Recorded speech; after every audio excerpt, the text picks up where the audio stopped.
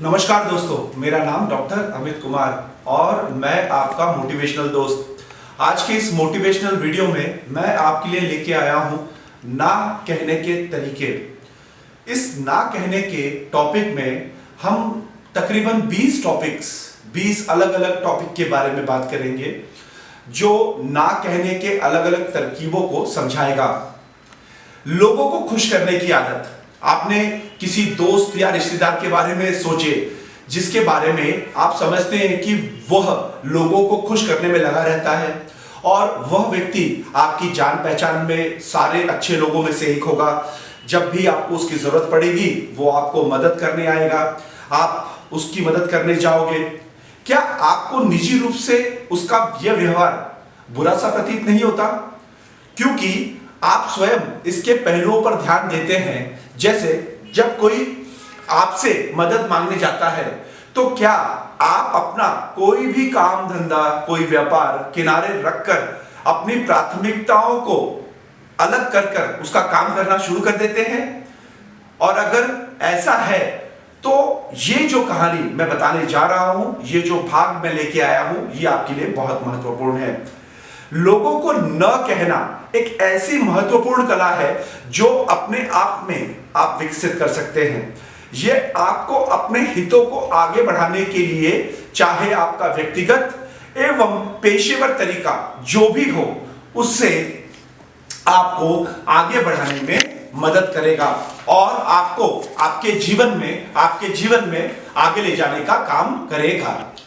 जैसे अगर हम बात करते हैं कि रिश्तों में जब हम जाते हैं तो रिश्तों में बहुत सारे समय जब हमें कोई काम कहने के लिए, किसी चीज के लिए या कहीं घूमने के लिए या किसी काम को परफॉर्म करने के लिए कहता है तो हम बहुत सारे समय ऐसी चीजों में बंधे हुए होते हैं कि हम उस व्यक्ति को ना नहीं कह सकते और अनायास या बिन मन के हम वो काम कर देते हैं जिसमें सामने वाले को तो ये लगता है कि आप काम कर रहे हो किंतु आपका मन, दिल, दिमाग उस जगह पर नहीं है।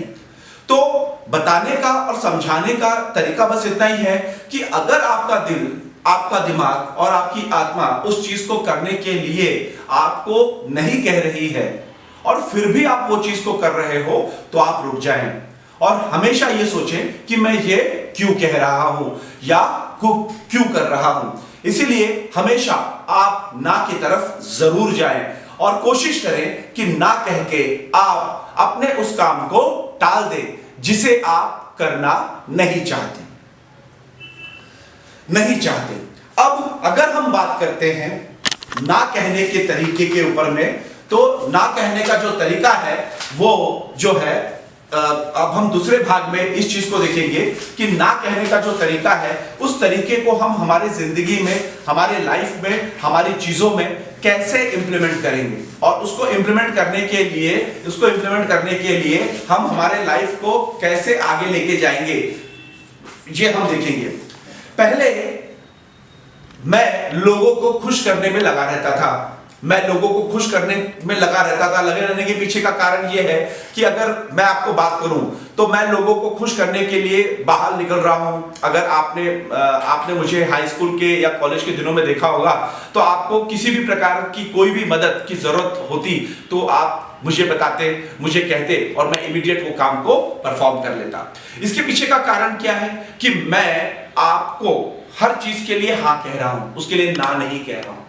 और हाँ कहने के पीछे का कारण यह है कि मुझे यह पता है कि आज जब मैं आपकी किसी चीज के लिए हाँ कह रहा हूं तो कल आप मुझे ना नहीं कहोगे।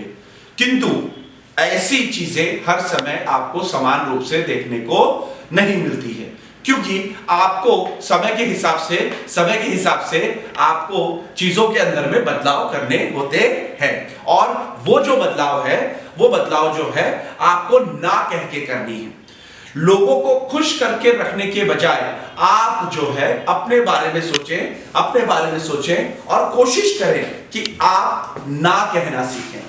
जब आप ना कहना सीखेंगे तो आप अपने जीवन में बदलाव की बात कर सकते हैं। अगर हम बात करते हैं लाइफ में, तो लाइफ में हम देखते हैं चाहे वो हमारा स्कूल लाइफ हो, हमारा कॉलेज लाइफ हो, हमारा जीवन हो, हम देखते हैं कि हम दूसरों की मदद करने के लिए हमेशा तत्पर भी होते हैं। और कभी कभी जब हम कोई हमारा महत्वपूर्ण काम कर रहे होते हैं तो उस काम में अगर हमारे परिवार के सदस्य या हमारे कोई करीबी या हमारे दोस्त या हमारे कोई रिश्तेदार हमें वो करने के लिए कहते हैं तो हम उनको ना नहीं कर पाते, किंतु हमारी इच्छा बिल्कुल भी नहीं होती है उनको हाँ बोलने के लिए। इसीलिए आप हमेशा याद रखिए कि दूसरों की मदद के लिए आप इतना मत लगे रहिए कि आपके अंदर में संतुष्टि हो लेकिन बाहर रजामंदी हो, और बाद में एक पीरियड के बाद आपके दिमाग में उस चीज का असंतोष पैदा हो जाए। वह असंतोष आपको ही खोखला करेगा, वह संतोष आपको ही बर्बाद करेगा, वह संतोष आपके ही करियर को समाप्त करेगा।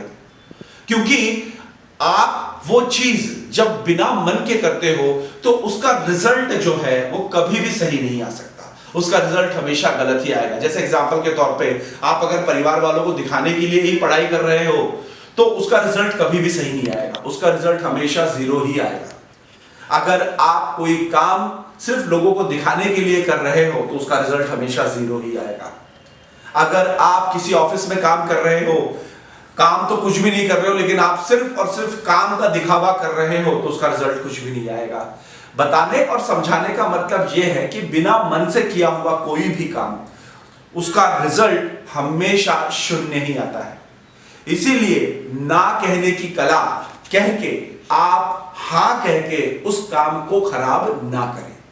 इसलिए ना कह दें जो आपके लिए बेस्ट होगा, क्योंकि आप अगर ना नहीं कहेंगे तो आपके दिमाग पर, आपकी मानसिक स्थिति पे, आपके मानसिक संतुलन पर उसका विपरीत असर होगा। एग्जाम्पल के तौर पे मान लीजिए आपके परिवार के किसी व्यक्ति ने आपको कोई काम का टास्क दे दिया कि भाई आपको सुबह 10 बजे आपका कॉलेज है और आपको कह दिया कि भाई कॉलेज जाते जाते ये पैसा भर देना।